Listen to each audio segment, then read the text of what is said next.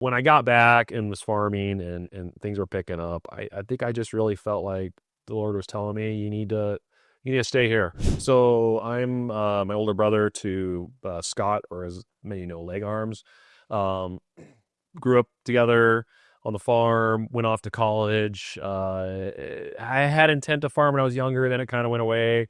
Was planning on going into aviation, was going to be a pilot, Air Force, and then corporate and commercial, and kind of went through air traffic control. And then in the process of waiting for a gig in air traffic control, came back to the farm, and our farm grew during that time. A bunch of acres were added, and so I kind of just kept farming.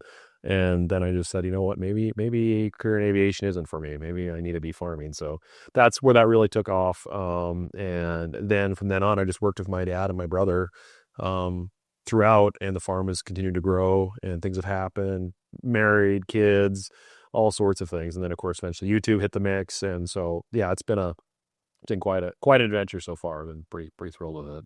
Yes, tell us about the time when you were maybe at that decision-making point of, do I go back to farming? Do I just like duck out of it altogether and go do something else with my life? Well, when I was before I went off to college, basically my parents told me, like, you're not doing much. Like you need to go find something to do, because clearly your heart isn't in this and you're being kind of a bum. So like, so in the process, I had a cousin that was going into aviation, and I knew him real well, and we got along real well, and I'm like, well, you should look at this too, Nick. And in the process, I was like, this is pretty cool, and did my discovery flight and everything. And so that's how that happened. And when I came back to the farm, it was, I think, living in Denver for 4 years. I got to experience life off the farm, and I realized living with a neighbor 20 feet from you or 50 feet from you, and having the police calling you for using airsoft guns and pop cans in your backyard and all kinds of things. This was here? No, this was in Denver. Yeah. My neighbor, yeah.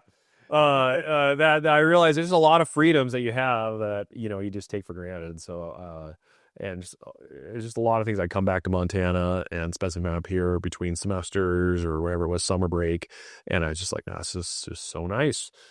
So when I got back and was farming and things were picking up, I think I just really felt like the Lord was telling me, you need to stay here. And the career path that I wanted, or I thought I wanted, as it turned out, I'm glad I didn't go down that route. So